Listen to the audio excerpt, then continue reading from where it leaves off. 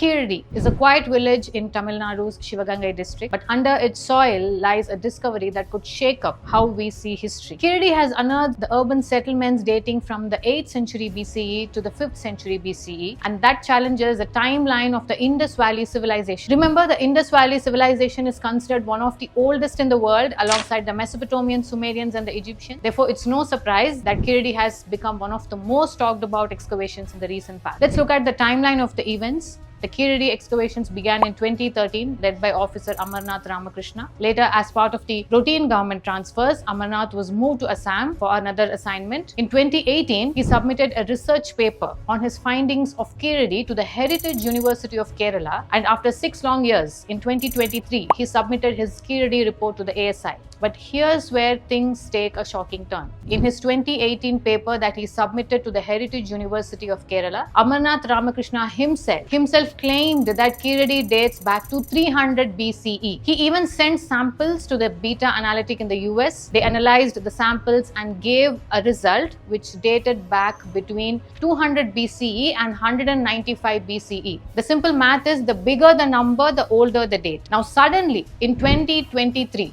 in his report, he claims that Kirdi dates back to 800 BCE. There is a 500-year gap from his original findings, and now he is contradicting his own report. When the ASI asked for solid evidence to support this new timeline, instead of facts, what we get is noise. And in response to scientific questions, what came from Amarnath Ramakrishna was drama and not data. How can a senior archaeologist contradict his own published findings in just a few years? The contradiction sparked accusations. When the ASI asked for supporting data for this 500-year gap, the ASI was blamed for being biased against South India. Influencers jumped in, spinning a narrative of South versus North, that if South is the cradle of civilization, the North wouldn't accept it. So the separatist ideology, the separatist politics, it took the center stage. The Adichanallur site, which is also in Tamil Nadu, is actually older than Kirdi. And it was the ASI that documented and published the Adichanallur site.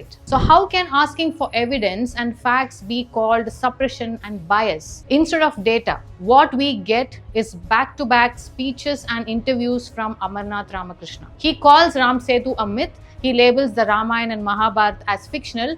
He's also arguing that they lack geographical references to the south. He claims that Ram Mandir doesn't exist, insisting only Buddhist structures stand there. In his Caravan interview, he says that Sangam literature isn't religious, ignoring the deep fact and the deep devotion that Sangam literature has to Shiva, Vishnu, Parvati, and Murugan. He also declares Sanskrit was barred to women without providing a shred of evidence. And he dismisses that religious worship in the Indus Valley civilization, saying it was just a fertility cult. He says that there is no religious worship in Kirdi, but Kirdi clearly dates back to Sangam literature, which is indeed a very religious age where songs and poems are written for Shiva, Murugan, Vishnu, and Parvati. And in fact, Amarnath, in his own research paper, that inscriptions found in a Shivan temple in a nearby village as a proof of Kirdi site's antiquity. Maybe Amarnath Ramakrishna does not want to believe that temple indeed is a place of worship. It is completely okay to have personal and political inclinations, but giving a report without evidence for his own findings must be the point of discussion. We expect facts and findings from a historian and not a political drama. Let us clear another claim,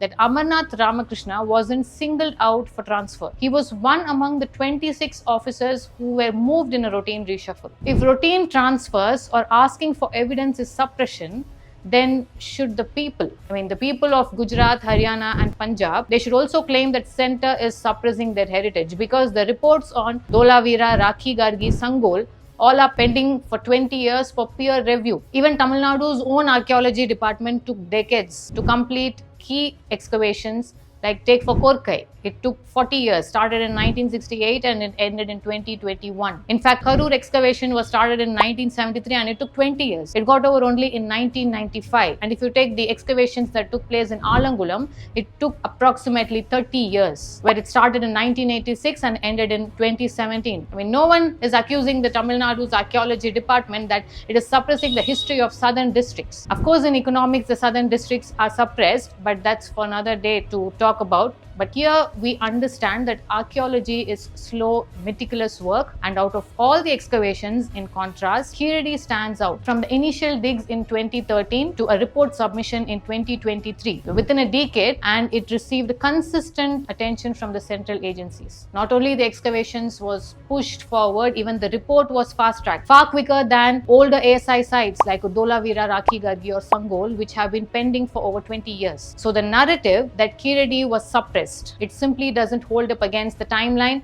or suit the narrative of the biased delay. Instead of responding to expert feedback, Amarnath chose to align himself with the political ecosystem. He is using platforms to push narratives that fit their ideology. This isn't science, this is activism. And compare that to KK Mohammed, a devout Muslim. He's an archaeologist who presented clear factual evidence in the Ayodhya case. He did not let personal beliefs cloud his work. He let the facts speak. Amarnath Ramakrishna's public statement don't sound like those of a neutral archaeologist. From calling Shiva a fertility cult to mocking the North while glorifying the South, it doesn't seem like he's protecting history. It sounds like he is scripting a separatist ideology. And let me be clear once again, everyone has the right to personal beliefs, but when you hold government posts and handle sensitive historical evidence, you don't get to mix bias with duty. We definitely want Kiridi to prove itself as one of the greatest civilizations, but only with scientific facts and academic merit and not with agenda.